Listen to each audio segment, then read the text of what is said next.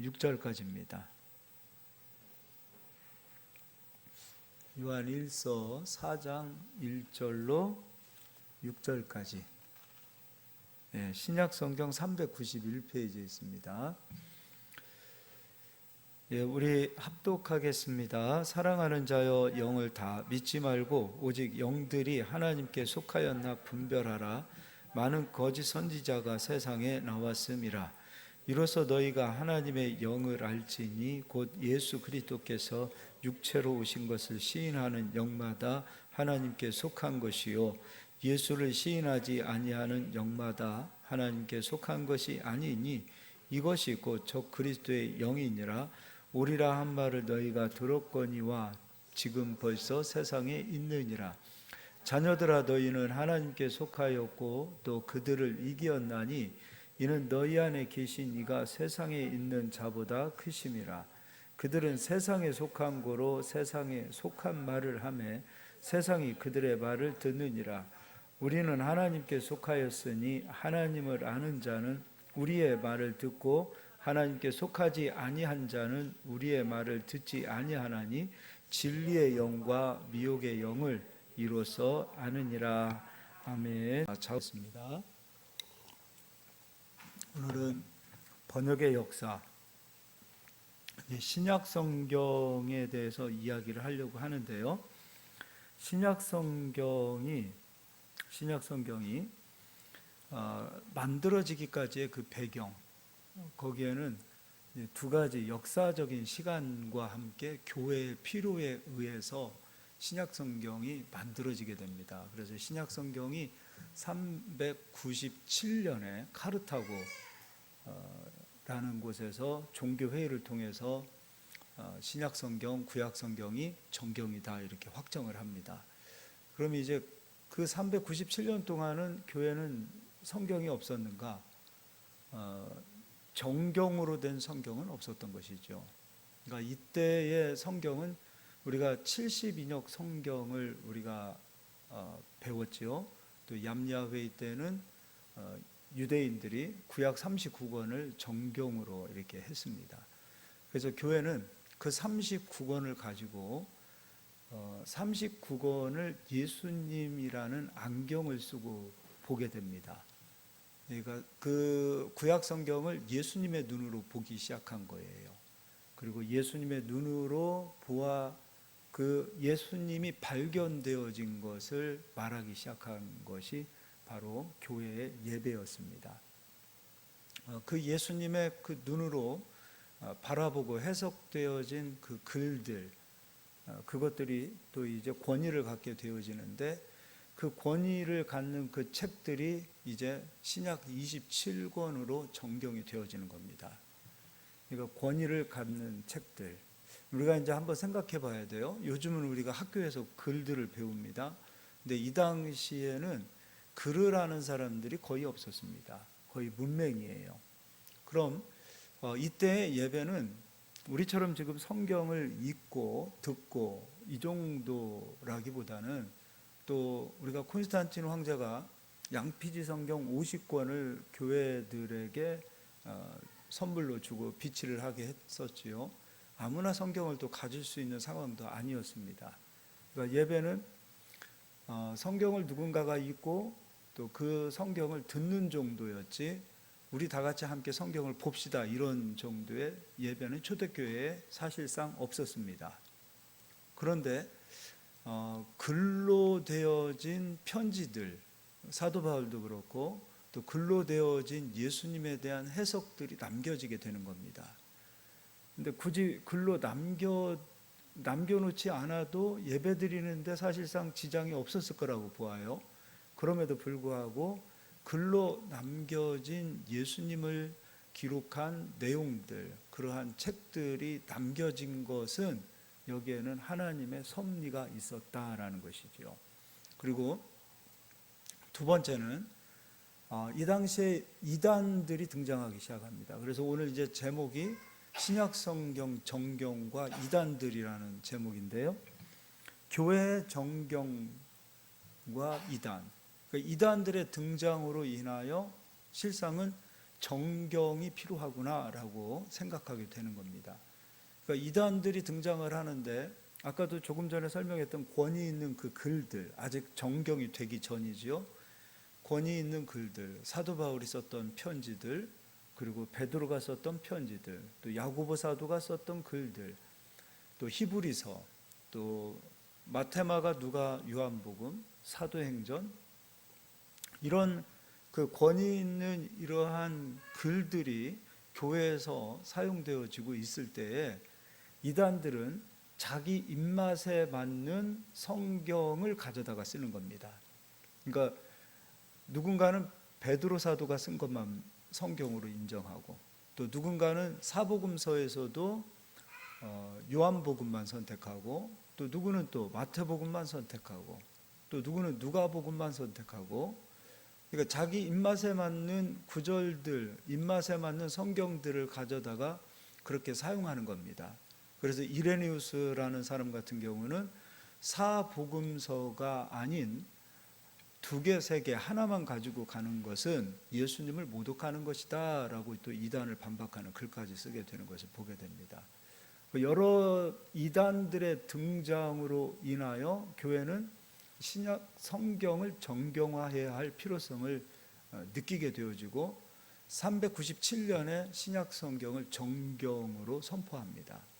그 과정 가운데에서 이단들이 등장하는데 초대교회 때 등장했던 이단들을 한번 오늘은 조금씩 보도록 하겠습니다. 첫 번째, 이제 파워포인트 띄워주시기 바랍니다. 첫 번째가 영주주의예요. 영주주의자들은 요한복음, 사복음서 가운데서 요한복음만 성경이다라고 이렇게 주장을 하고 가지요. 왜 그런가? 요한복음에는 영적인 이야기들이 상당히 많이 나옵니다. 처음부터 요한복음 1장에서도 그렇죠. 예수님은 이렇게 하지 않고 태초에 말씀이 계시니라. 그리고 말씀이 빛이다. 말씀이 생명이다. 그런 말씀이 또 육신이 되었다. 굉장히 영적인 이야기죠. 그러니까 영지주의는 말 그대로 굉장히 영적인 사람들이에요. 본인은 영적이라고 얘기하는데 영적인 것을 굉장히 중요시 여기는 사람들, 영적인 사람이 아니라 영적인 것을 굉장히 중요시 여기는 사람들이라는 거죠. 그런데 이 영지주의를 반박하기 위하여 편지를 쓴 사람이 또 사도 요한이에요. 그러니까 사도 요한이 쓴 요한복음을 영지주의자들이 너무도 좋아했는데 이 영지주의자들을 반박하기 위하여 쓴 사도가 또 사도 요한이라는 것이죠. 오늘 우리가 읽었던 본문은 영지주의자들의 잘못, 허물을 이야기하는 내용이에요. 근데 오늘 본문을 다시 한번 제가 좀 읽어드리도록 하겠습니다. 제가 읽겠습니다. 그러니까 영지주의의 시작이 굉장히 빨랐던 거죠. 성경이 그 사도 요한이 요한 1서를 쓰던 시기에 이미 영지주의가 활동을 했기 때문에 영지주의는 성경이 만들어지기 전에 교회의 출발과 거의 함께 거의 같은 시기에 영지주의자들이 활동했다라는 거죠. 그래서 영지주의를 반박할 때 어떻게 반박하는가? 4장 1절 사랑하는 자들아 영을 다 믿지 말고 오직 영들이 하나님께 속하였나 분별하라. 많은 거짓 선지자가 세상에 나왔음이라.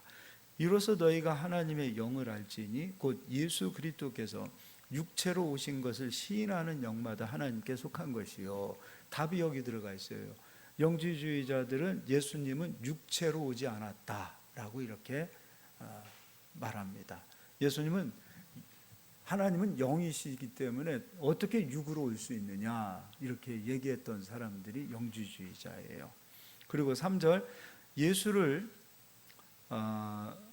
시인하지 아니하는 영마다 하나님께 속한 것이 아니니 이것이 곧 적그리스도의 영이니라. 우리라 한 말을 너희가 들었거니와 지금 벌써 세상에 있느니라. 그러니까 예수님을 시인하지 않는 자들이다라는 거죠. 예수님께서 육체로 오신 것을 시인하지 않는 자들, 그들을 사도 요한은 정죄하고 있는 거죠. 사실은 너희들 잘못됐다라는 글을 쓴 겁니다. 그래서 6절에 우리는 하나님께 속하였으니 하나님을 아는 자는 우리의 말을 듣고 하나님께 속하지 아니한 자는 우리의 말을 듣지 아니하니 진리의 영과 미혹의 영을 이로써 아느니라. 교회가 실상 두 가지를 필요로 하게 됩니다. 첫 번째는 성경을 정경화하는 작업이 필요하고, 또 하나는 우리가 요즘 그렇게 가르치는 또 데가 있다는 거예요. 만인 제사장서를 해서 왜 교회에 목사님들이 서야 합니까? 이렇게 또 이야기하더라고요. 그래서 평신도들끼리 모여서 그렇게 예배하는 그런 그렇게 해서 모이는 데가 또 상당하다 그래요. 근데 역사는 성경의 필요성과 함께 교회의 말씀을 선포하는 감독들, 그 시대의 감독들, 말씀을 가르치는 장로들, 또 우리말로 하면 목사와 교사들이 이 시기에 세워져야 되는 거죠. 그래서 교회의 제도, 법, 질서 이런 것들과 함께 하나님의 말씀을 예수의 눈으로 해석해야 하는 주의 종들이 세워져야 한다. 그래서 이때 이 두 가지가 이제 세워져가는 현상들이 나타납니다. 영지주의를 조금 더 설명해 드리겠습니다. 이들은요, 우리가 알렉산더 대왕 얘기를 했죠. 알렉산더가 그 지중해 근처뿐만 아니라 저 인도까지 지배를 하잖아요. 그러면서 너무 많은 영토를 지배하고 그 사람이 가졌던 원대한 꿈은 자기가 지배한 모든 세상을 헬라 문화권으로 만들고 싶었던 거예요. 근데 인도 하면 떠오르는 것이 무엇이냐면 종교 나라 아닙니까? 굉장히 신비주의잖아요. 그러니까 헬라의 문화, 또 헬라에도 신들이 있잖아요. 헬라에도 그리스 신들, 그리스 철학 이것과 함께 동양의 신비주의 사상, 그리고 유대교죠. 당시에 유대교 안에서도 신비주의자들이 있었어요. 그러니까 동양의 신비주의적인 것, 그리고 서양의 헬라 철학과 헬라 종교가 혼합이 되는 거예요. 그러다 보니까 플라톤은 육체를 악하다라고 보았고, 우리가 헬라 철학의 대표적인 주자가 플라톤, 소크라테스들 아닙니까? 신학교 강의하는 것 같아요. 편하게 들으시기 바랍니다. 이 플라톤이 육체를 굉장히 부정하죠. 악하다라고 얘기하죠. 그리고 영적인 것만이 영원하고, 그리고 영적인 것만이 선하고, 영적인 것만이 진짜다, 이렇게 가르치잖아요. 그러다 보니까 이 모든 것들이 혼합이 되는 거예요. 영지주의자들이. 그래서 동양의 신비주의, 헬라의 그 어떤 철학들, 사상들 이런 것들이 혼합이 되어서 이들은 육을 부인해요. 육체를 악하다라고 얘기해요. 그러면 하나님은 영이시잖아요. 근데 그 영이신 하나님께서 어떻게 악한 육체를 가지고 이 세상에 오겠느냐? 그럴듯하지 않습니까? 하나님을 높이는 것 같아요. 하나님은 영이시고 하나님은 거룩하신 분인데 그 하나님께서 어떻게 육을 입고 이 땅에 오실 수 있느냐. 그래서 예수님은 육체로 오시지 않았다, 이렇게 이야기하는 그 이단이 영지주의예요. 그런데 이 영지주의가 교회가 세워지고 교회가 출발되어지는 시점에 영지주의도 같이 뛰기 시작하는 거예요. 그래서 너무도 많은 사람들이, 이 시대는 성경이 정경이 되기 이전이잖아요. 그러다 보니까 너무도 많은 그리스도인들이 혼란을 겪기 시작하는 거예요. 그래? 예수님이 육체로 오시지 않았나? 그럼 십자가에서 죽으신 분은 누구지? 그러니까 예수님에 대한 모든 교리가 하나하나 꼬이기 시작하는 거예요. 근데 이 영지주의가 너무도 강력했어요. 그러니까 영지주의로 인하여 그 뒤에 나오는 이단들이 보니까 영지주의의 그 이론들을 가지고 와서 자기 입맛에 맞게 또 종교를 만들어내요. 그리고 이제 또 몇 가지 좀 영지주의의 구원은 십자가에서 죽으신 예수님을 믿음으로 구원을 받는 것이 아니라 깨달음, 어떤 계시, 그러니까 지식을 깨닫고 어떤 하늘로부터 신비한 계시를 받으면 구원을 받는다. 그러니까 예수님의 구원론도 부정해버리는 현상이 나타나는 거죠. 그런데 이 영지주의자들의 이게 이단들이 부흥한다라는 말을 쓰면 참 기분이 나쁜데, 이 시대에도 영지주의자들의 이러한 이론들이 부흥하기 시작하는 거예요. 그러니까 이단도 같이 뛰는 거예요. 가라지도 같이 뛰기 시작하는 거예요. 그래서 성경이 필요하다, 정경으로 만들어야 될 필요성을 서서히 교회가 인식하게 되고, 그렇게 해서 성경이 만들어지는 그 과정 가운데 영지주의가 한몫을 했다, 이렇게 놓고 보시면 됩니다. 이제 두 번째를 보여주도록 하겠습니다. 두 번째는요, 마르시온입니다. 마르시온. 초대교회 때 성경이 정경화되어지기 전에 마르시온이라는 이단이 생겼습니다. 근데 이들은요, 누가복음과 바울서신을 굉장히 성경이다, 그러니까 누가복음이 아닌 다른 것들은 성경이 아니다라고 이렇게 주장을 합니다.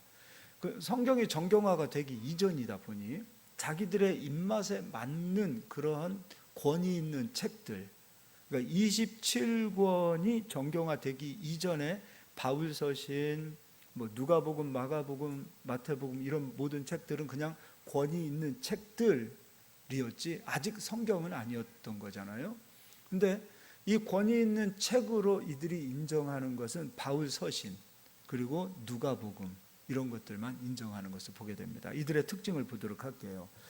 이 마르시온이라는 사람은 로마의 시노페 출신이고요, 이 사람이 예수님을 늦게 믿습니다. 60세에 예수님을 믿어요. 그런데 그냥 허송세월을 보낸 게 아니라 사업가이면서 또 공부를 많이 한 사람이에요. 60세에 예수님을 믿고 난 이후에 자기 재산을 다 정리해서 교회에 다 기부해버려요. 훌륭하지 않아요? 이점만 보면 엄청 훌륭하잖아요. 그 정도로 그가 굉장히 훌륭한 믿음을 가지고 출발을 해요. 그런데 이 사람이 영지주의를 접해요. 그러니까 무엇을 접하느냐가 중요한 건데, 영지주의의 그 이론을 접하게 되어지고 거기에 극단적 금욕주의를 함께 접하게 됩니다. 그러니까 우리가 이단들 집 팔고 땅 팔고 다 하잖아요. 예수님 믿는 정상적인 그리스도인들은 집 팔고 땅 팔고 다 하는 사람들을 아직까지는 못 본 것 같아요. 역사적으로 그렇게 많지는 않은 것 같아요. 있기는 있다 하더라도. 근데 극단적인 이단들은 하지요. 지금도 하잖아요. 사회비들의 극단적인 이단들은 모든 것을 하지요. 근데 어떠한 교육을 받느냐, 누구를 만나느냐. 바울도 이야기했죠. 근원이 없는 자는 안 된다. 어디서 누구로부터 어떻게 신앙의 교육을 받았는가, 그 근원은 굉장히 중요한 겁니다. 근데 이 마르시온은 영지주의를 접해요. 영지주의를 접하지 않았더라면 참 좋았을 텐데. 그리고 이 사람은 금욕주의죠. 금욕주의인데 극단적인 금욕주의예요. 그래서 금식하고 거의 날마다 철야하고 그렇게 밥도 소식하면서 먹고 그렇게 사는 그 극단적인 금욕주의자가 되어져요. 근데 신앙을 볼 때 경건의 모양이라는 이 극단적인 금욕주의자들을 보게 되면 우리도 모르게, 야, 훌륭하다, 참 저 사람들 본받아야 되는데 나는 저렇게 살지 못하는데, 우리가 거기에서 그들을 높이 평가한단 말이에요. 그러니까 우리는 3시간, 5시간 기도하지 못해도 3시간, 5시간, 7시간 기도하시는 분들을 보면 존경스럽단 말이에요. 그리고 그들이 말하는 그 말은 다 권위가 있어 보이는 거죠. 이게 극단적 금욕주의에 우리가 미혹되어 줄 수 있는 부분입니다. 신비한 거예요. 신령한 거예요. 엄청난 이 포장으로 인하여 우리의 지도자는 저처럼 훌륭한데 우리는 그렇게 살지 못하니까 우리 지도자들을 우리가 존경해야지 하고서 마르시온을 따르는 사람들이 너무 많은 거예요. 그러니까 극단적인 율법주의와 극단적인 금욕주의는 사람을 모아요. 사람을 모으는 힘이 있어요. 왜냐하면 우리는 세속적인데 저분은 세속적인 사람이 아니다. 저분은 신령한 사람이다. 그 사람을 따르게 되어지고 그분들을 쫓아가게 되어져 있어요. 이 마르시온의 특징이 바로 그와 같은 것이었어요. 사실 큰 교회 목사님들은 다 가려져 있어요. 목사님들하고 식사 한번 한다는 것도 쉽지 않죠. 다 가려놓습니다. 가려야죠. 근데 작은 교회 목사님들은 다 드러나요. 근데 인간이죠. 인간이다 보니까 허물이 왜 안 보이겠습니까? 사실 저도 이제 앞으로 좀 신비주의로 가야 될 것 같아요. 좀 가려야 될 것 같아요. 너무 오픈하면 안 되나 그런 생각이 좀 들어요. 그런 어떤 너무 율법주의, 너무 극단주의, 그 금욕주의, 또 여러분 정치도 극단적이면 사람이 모여요. 어중간하니까 안 모이는 거예요. 극단적인 보수, 극단적인 좌, 이쪽은 사람이 모일 수 있게 되어져 있는 그런 미혹하게 하는, 사람의 눈을 가리게 하는 그런 요소들이 있다라는 거죠. 자, 이 사람은요, 구약의 하나님과 신약의 하나님이 다르다라고 얘기해요. 구약의 하나님은 폭력과 복수의 잔인한 하나님, 이렇게 이야기합니다. 그러니까 구약 성경을 실상은 부인해 버립니다. 그리고 신약의 하나님은 사랑과 정의와 용서의 하나님, 이렇게 얘기합니다. 이들은요, 결혼을 금지하고요, 그리고 남녀 간의 성관계를 금지해 버립니다. 극단적 금욕주의라고 그랬잖아요. 그러니까 남녀 간의 이 관계도 부정해 버리고, 더 나아가서는 결혼 자체도 아예 금지해 버리는 그런 현상이 나타납니다. 너무 육적인 것은 악하다, 이렇게 강조되어지기 때문이죠. 자, 이제 세 번째는요, 세 번째, 에비온파지요. 에비온파는 마태복음만 성경이다 라고 얘기합니다. 자, 에비온파는 요즘 우리 단대병원 넘어서 가면은 하나님의 교회라는 옛날에는 안상홍이었고 교주가, 지금은 장길자, 이런 사람들이 있어요. 그래서 이제 이단이죠, 하나님의 교회. 그리고 제7일 안식일교 들어보셨죠? 또 여기에 속한 이단들이 요즘 또 뭐가 있을까? 근데 이제 한번 들어보세요. 들어보시면 이해가 될 거예요. 이 에비온파는 처음으로 예수님을 유대식으로 해석합니다. 이제 이게 무슨 말이냐면, 이들은 하나님께서, 아까 영지주의와도 같아요. 하나님께서 인간의 몸으로 오신 것을 믿지 않아요. 그리고 삼위일체 하나님을 믿지 않아요. 그러니까 성부, 성자, 성령 하나님을 인정하지 않아요. 그리고 이들은 무엇을 강조하냐면, 예수님을 믿어서 구원을 받는 게 아니라 예수님도 믿어야 하지만 구약에 있는 율법을 지켜야 구원을 받는다라고 얘기해요. 구약에 있는 율법을. 그러니까 안식일교 같은 경우도 안식일을 지켜야 한다고 얘기하고 있지요. 그리고 구약에 먹어도 되는 음식, 먹어서는 안 되는 음식, 율법으로 나누어져 있죠. 그것을 철저히 지키는 사람들이 안식일교가 되어지겠죠. 그러니까 예수님께서 이 땅에 오셔서 모든 율법에 부정한 것을 예수님이 십자가에서 자기 몸으로 다 깨끗하게 정하게 하셨음을 믿으십니까? 이게 예수 그리스도께서 우리에게 주신 구원 아닙니까? 그런데 예수님께서 모든 것을 정하게 하셨다라는 것을 인정하지 아니하고 구약에 있는 율법을 여전히 지켜야 한다, 율법을 준수해야 한다라고 말하고 있습니다. 그러면 율법주의자가 다시 되는 거예요. 이 이야기는 갈라디아서에서도 사도 바울이 이야기하고 있죠. 너희가 성령을 받은 것이 율법을 지킴으로 받았느냐 아니면 은혜로 받았느냐. 다시 율법으로 돌아간다면 성령을 모독하는 것이고 하나님을 모독하는 것이다라고 바울이 얘기했죠. 이 사람들은 갈라디아서와 같은 믿음으로 구원을 받습니다는 다 부인해 버리는 거죠. 그러니까 이 에비온주의와 같은 이런 성경 해석, 이런 하나님을 믿는 그 교리가 사실상 그때 끝난 것이 아니라 지금도 계속해서 이러한 이단들이 지금도 만들어지고 있는 것을 보게 되어져요.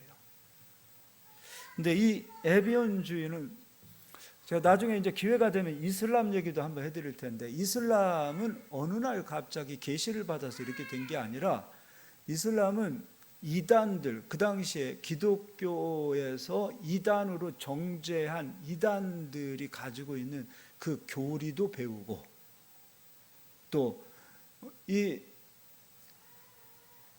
이슬람을 창조한 이 사람은 유대인 랍비로부터도 성경을 배우게 되고, 그리고 교회에 이단으로 정죄되어졌던 사람들로부터도 성경을 배워요. 그러니까 이 꾸란이라는 책, 이슬람이라는 것은 종교가 그냥 다 짬뽕이 되어 있는 거예요.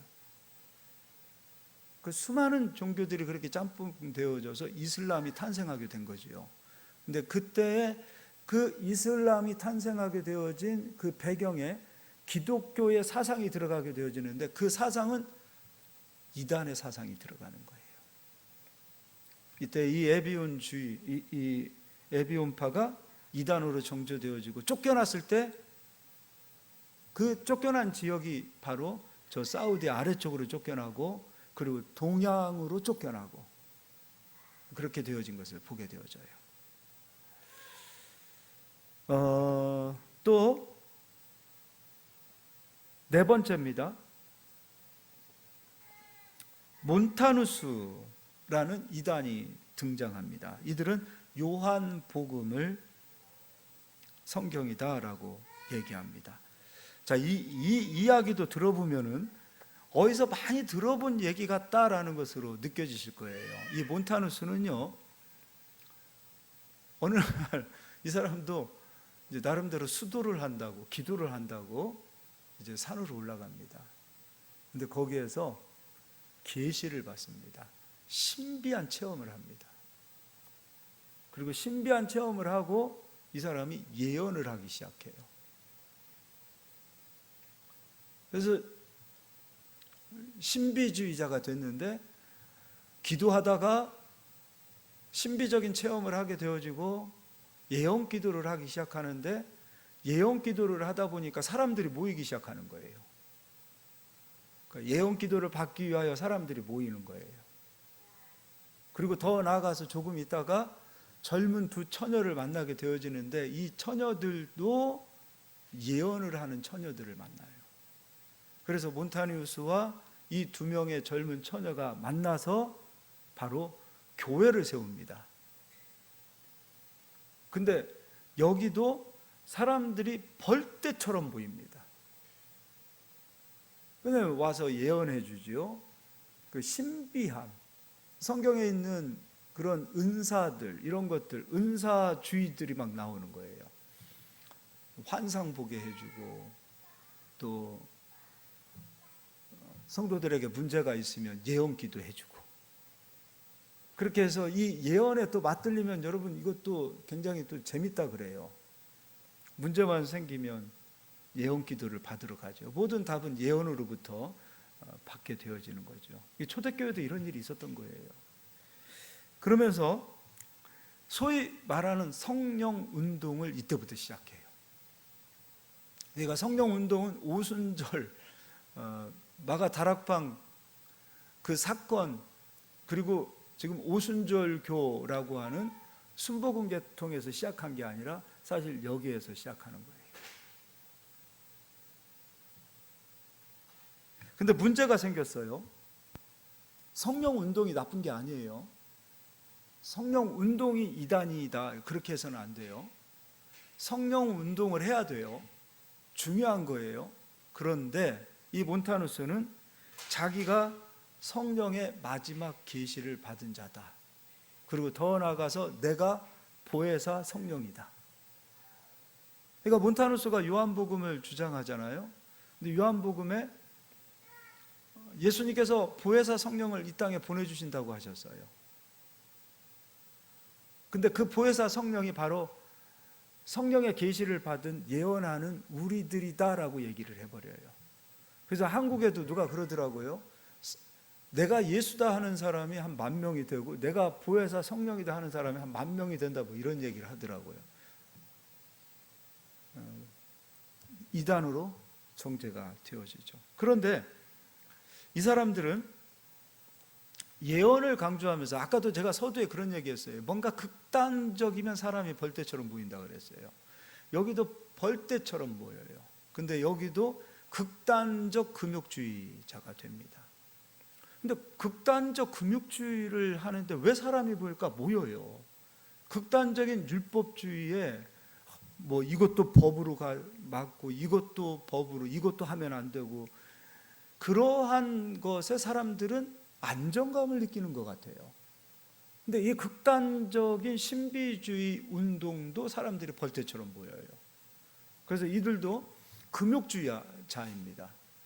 그러니까 금욕주의자 지도자가 하는 메시지에 사람들은 호감을 갖는 거고, 그리고 거기에 권위를 두는 것 같아요. 그래서 이 사람은 이렇게 얘기합니다. 이 사람도 혼인을 가급적이면 하지 마라 라고 얘기해요. 혼인을 금합니다. 여러분, 혼인을 금하는 것은 기독교가 아니에요. 바울도 얘기했어요. 혼인을 금하는 거 기독교 아니다. 혼인을 금하지 마십시오. 고린도전서에서 결혼 이야기할 때 가급적이면 나와 같이 독신으로 있는 것이 좋다, 그걸 가지고 가서 혼인을 바울이 이렇게 좋아하지 않았다 이렇게 얘기하는데, 그렇지 않아요. 바울은 혼인을 금하는 것은 하나님 모독하는 것이다고까지 얘기해요. 근데 이 사람은 혼인을 금합니다.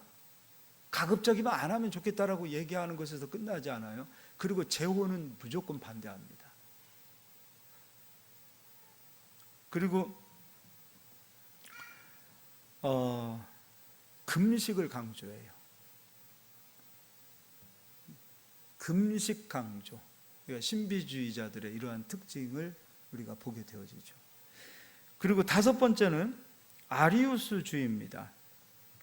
아리우스주의. 이거는 조금 중요하네요.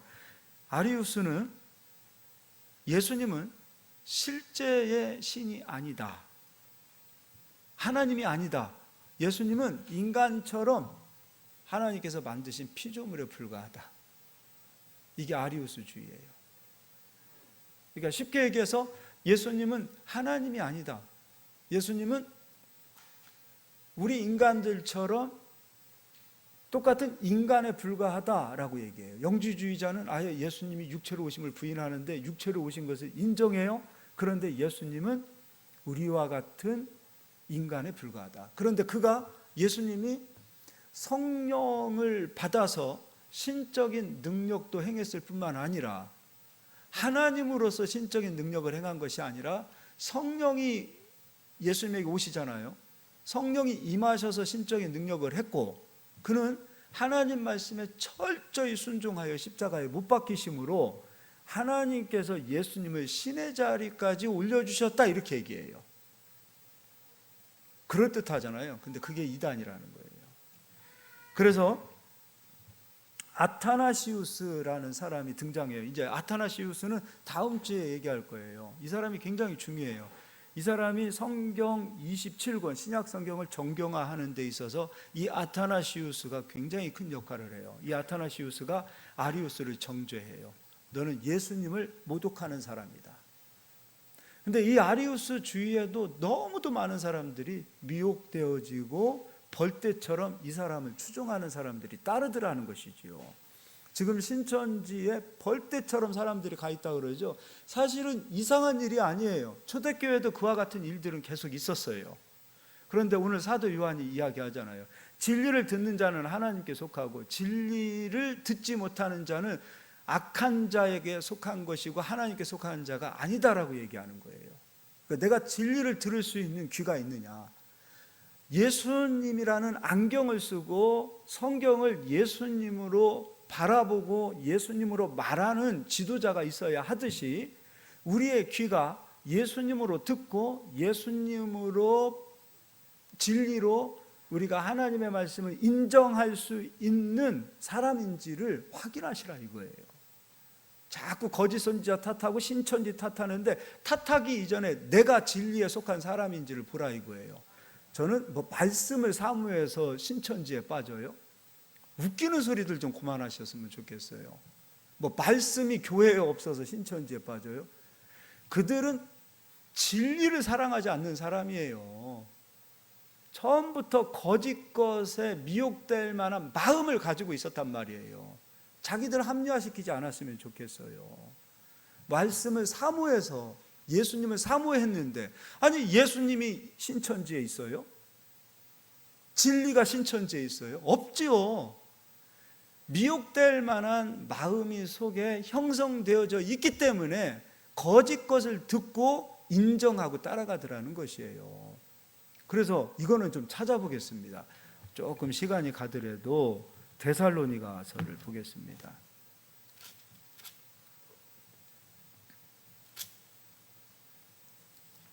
데살로니가 후서입니다.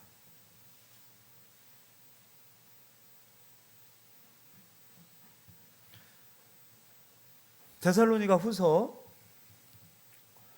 2장이에요. 2장 3절부터 읽어드릴게요. 누가 어떻게 하여도 너희가 미혹되지 말라라고 되어 있어요. 어떻게 하여도 미혹되지 말라 하고 있어요. 미혹되는 것은 거짓 선지자들의 책임이 아니에요. 거짓 선지자들은 초대교회도 있었고 구약때도 있었어요. 자꾸 뭐 신천지를 탓하고 내 신천지를 두둔하는 게 아니에요. 뭐 그 사람들 때문에 미혹되고 교회가 혼란을 겪는다? 미혹될 만한 마음을 가지고 있는 사람들이 있다는 거예요. 그들이 마지막 때가 되니까 더 미혹되더라 이거예요. 초대교회 때도 마찬가지예요. 자기들 합리화시키지 마세요. 뭐 교회는 진리가 없고 말씀이 없고 예수님이 없다? 진짜 콧구멍 같은 소리들을 하고 있어요. 진리가 없어요 교회에? 진리를 들을 만한 귀가 가려져 있다는 것은 왜 모르는 거예요? 그 뒤에 2장에 이런 말씀을 하고 있어요. 9절에 악한 자의 나타남은 사탄의 활동을 따라 모든 능력과 표적과 거짓 기적과 불의의 모든 속임으로 멸망하는 자들에게 있으리니 이는 그들이 진리의 사랑을 받지 아니하여 구원함을 받지 못함이라. 진리를 받지 않는 자라는 거예요. 11절에 하나님께서 이단들을 허락하셨어요. 거짓 것을 세상에 남겨두셨어요. 하나님께서. 여기 19절, 11절에 이러므로 하나님이 미혹의 역사를 그들에게 보내사 거짓 것을 믿게 하시는 하나님이 허락하신 거예요. 초대교회 때 이렇게 뭐 영지주의가 뛰고 몬타니우스주의가 뛰고 아리우스주의자가 뛰고 하나님께서 허락하신 거예요. 구원받는 자도 있지만 진리 안에 거하지 못하는 자는 하나님께서 심판하시기로 작정하셨어요.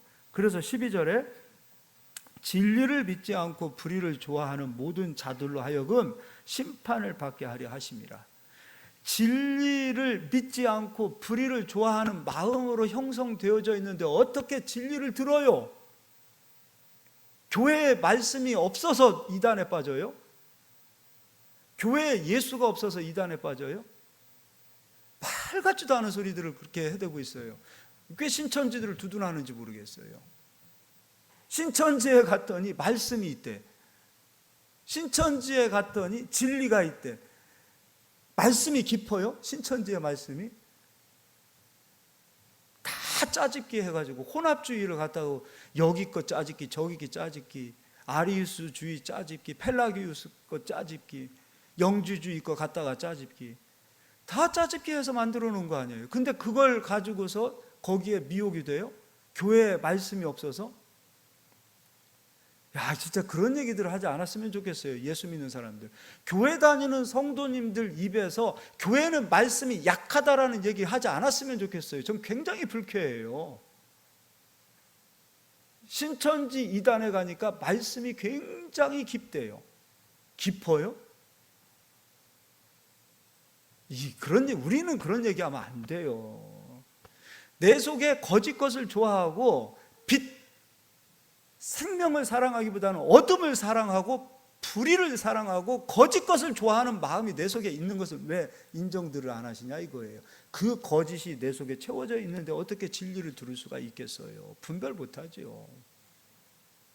그래서 우리 예수 믿는 사람들은 교회는 진리가 없어서 신천지에 빠진다, 마치 교회가 잘못해서 신천지에 빠진다라는 그런 얘기 하지 마세요. 그 교회 욕하는 거예요. 욕하는 거예요. 초대교회 때도 그랬어요. 교회는 언제나 두드러 맞았어요. 언제나 힘들었어요. 그럼에도 불구하고 진리로 서 나갔습니다. 꿋꿋하게 진리로 붙들고 서 나갔어요. 이단들이 더욱더 벌떼처럼 몰려들었어요. 아리우스주의 이때의 역사를 보면 벌떼처럼, 영주주의 벌떼처럼, 몬타니우스 성령운동한다고 신비주의자들 벌떼처럼 모였고요, 유대주의적 해석으로 갔던데 벌떼처럼 모였어요. 벌떼처럼. 지금 똑같아요. 신천지 벌떼처럼 모인다면서요. 벌떼처럼 모이기 때문에 여기가 하나님의 역사 아니냐라고 그렇게 홍보를 하더라고요. 초대교회 때도 이단들은 그랬어요. 그래서 우리는 그 신천지 옹호하는 식의 그런 이야기 하지 마세요. 교회는 뭐 말씀이 없어서 말씀에 갈급한 사람들이 신천지에 가서 빠진다라는 그런 얘기 하지 마세요. 교회 욕하는 거예요. 예수님 욕하는 거예요. 말씀이 없어요? 아니, 교회에서 진리를 선포하면은 코 골고 자는 사람들이 신천지 빠지더라고요. 제가 보니까. 왜 진리를 얘기하면 못 듣고, 왜 신천지 가서 그런 거짓 것에 미혹되어져서는 왜 귀가 열리냐 이거예요. 오늘 여기 데살로니가 후서에 보니까 하나님께서 거짓 것을 믿게 하심은 진리를 믿지 않고 불의를 좋아하는 모든 자들로 하여금 심판하시겠다는 거예요. 그래서 심판의 자리로 들어가지 아니하고 진리를 구하는 저희들이 되실 수 있기를 바랍니다. 이거 시간이 많이 갔어요. 이 아리우스 주의는 그 여호와 증인이라는, 여호와 증인 있죠, 우리나라에도. 이 여호와 증인의 창시자가 찰스 데이지 러셀이라는 사람인데, 이 사람이 이렇게 얘기해요. 나의 스승은 아리우스다. 아리우스 주의의 그 교훈을 가져다가 여호와 증인이라는 종교를 창시해서 만들어내잖아요. 그 여호와 증인도 어느 날 갑자기 생긴 것이 아니라 실상은 초대교회 때부터 있었던 이단들의 교리를 갖다가 한 것이지요. 그리고 신천지는 여호와 증인의 교리를 가져다가 쓰고, 뿐만 아니죠. 뭐 통일교도 마찬가지요. 그렇죠? 다 이런 여기서 말하고 있는 이 틀 안에 있는 초대교회 이단들이 가지고 있었던 이야기들을 그대로 가져다가 지금 이 시대에도 쓰더라 이것이지요. 우리 깨어있기를 예수의 이름으로 축원합니다. 예. 마지막으로 펠라기우스 하나만 더 보고 가도록 하겠습니다. 간단하게 하겠습니다. 펠라기우스는 그러니까 이 참 경건주의, 경건으로 막 그렇게 막 신비하게 사는 사람들이 문제를 일으켜요. 이 사람도 금욕주의자요, 금식하고 많은 시간을 기도하면서 사는 사람이에요. 정말로 깨끗하게 살려고 몸부림치는 사람이에요. 나쁜 거 아니잖아요. 훌륭한 거잖아요. 그런데 이 사람이 예수님을 그처럼 깨끗하게 믿고 깨끗하게 따르고 깨끗하게 금욕하면서 금식하면서 절제하면서 그렇게 예수님을 믿고 있다가 이 사람이 로마에 들어가게 되어져요. 로마에 갔을 때 기독교 자유가 생겼습니다. 콘스탄티누로 지난번에 얘기했던 것처럼 기독교의 자유가 생겼어요. 자유가 주어지니까 방종으로 가는 거예요. 그래서 이 사람이 이 시작은 너무도 좋아요. 이렇게 살면 안 됩니다. 예수 믿는 우리들이 이렇게 방종하면서 이렇게 살아서는 안 됩니다라고 얘기하기 시작해요. 그러면서 이분이 시작이 좋아요, 나빠요? 좋잖아요. 이단들의 시작을 보았더니 좋아요. 아까 재산을 다 팔고 그런 사람들도 있잖아요. 근데 이 사람의 문제가 무엇이냐면 행위로 구원을 받을 수 있다. 인간의 의지와 인간의 인격으로 구원에 이를 수 있다라고 얘기해요. 오직 예수를 믿음으로 구원을 받는다 이렇게 가지 아니하고 우리가 예수님을 하나님을 잘 믿어야 됩니다라고 행위를 강조하는데 그 행위가 강조되어지다가 보니까 예수님을 믿음으로 구원을 받는다 그것은 없어져 버리고 우리가 금욕주의하고 우리가 깨끗하게 우리가 정말 신실하게 타락하지 않고 방종하지 않고 절제하면서 그렇게 신앙생활하고 가면 그것으로 구원을 받는다 이 얘기예요. 근데 좀 헷갈릴 수 있지 않을까요? 이 얘기를 들었을 때 펠라기우스가 이렇게 이야기할 때 로마의 많은 사람들이 각성하기 시작해요. 야, 우리가 예수님을 너무 쉽게 믿고 있었다. 펠라기우스가 요즘 말로 하면 회개운동 한 거예요. 그래서 로마에 있는 많은 사람들이 각성을 하고 펠라기우스를 또 벌떼처럼 따라가요. 그러면 예수님을 강조했으면 좋은데 우리가 예수의 이름을 높이기 위하여 그렇게 경건 생활을 하면 좋은데 라고 했어야 되는데 거기에서 선을 넘어서 예수님은 지워지고 인간의 인간의 노력, 인간의 경건 생활 이것을 지나치게 강조해 버립니다. 그래서 예수님이 서서히 지워져 버립니다. 그래서 이 펠라기우스까지 오늘은 여기까지 하도록 하겠습니다. 그래서 어거스틴이 등장하지요. 그리고 지난주에 제롬이라는 사람이 이 펠라기우스가 잘못되어졌다라고 그들이 펠라기우스하고 엄청난 논쟁을 통하여 펠라기우스가 정죄를 당하고 그렇게 해서 역사 속에 사라졌지만 신기하게도 교회에 가장 깊이 뿌리 내린 이 잘못된 교리 가운데 하나가 무엇이냐면 펠라기우스 교리예요. 우리 한국 교회에 펠라기우스가 너무 많이 깊이 들어와 있고 이 신비주의, 성령주의가 너무 많이 들어와 있습니다. 그것으로 구원 못 받습니다. 구원은 오직 예수님으로만 구원을 받을 수 있음을 믿으실 수 있기를 바랍니다. 자, 우리 성도님들은 성경 66권을 예수의 눈으로 바라보시고 예수로만 해석하실 수 있기를 바랍니다. 강단에 서서 선포되어지는 말씀도 오직 예수의 눈으로 성경을 보고 예수의 눈으로 계시받은 말씀만을 전해야 합니다. 오직 교회는 예수입니다. 오직 예수가 우리를 위하여 십자가에서 죽으셨고 그 예수님은 누구신가? 완전한 하나님이시며 완전한 인간이십니다. 그분으로만 우리가 의롭게 되어질 수 있고 그분으로만 우리가 구원을 얻을 수 있고 그분으로만 우리가 완전하게 될 수 있음을 믿으실 수 있기를 바랍니다. 여기에서 벗어나는 모든 말들은 다 거짓 선지자의 말들이다라는 것을 안테나를 세우고 좀 들으실 수 있기를 바랍니다. 안테나가 바짝 서시기를 예수의 이름으로 축원합니다. 더하여 우리 성도님들은 함부로 어디 가서 머리 내밀고 예언받지 마십시오. 성경이 예언입니다. 아무리 신비한 사람이 계시를 받아서 영통했다 하더라도 그들에게 머리를 내밀고 나의 길을 묻고 내가 해야 될 일이 무엇인지를 묻는 순간 우리는 진리에서 서서히 벗어진다는 것 또한 기억하실 수 있기를 바랍니다. 예, 기도하겠습니다.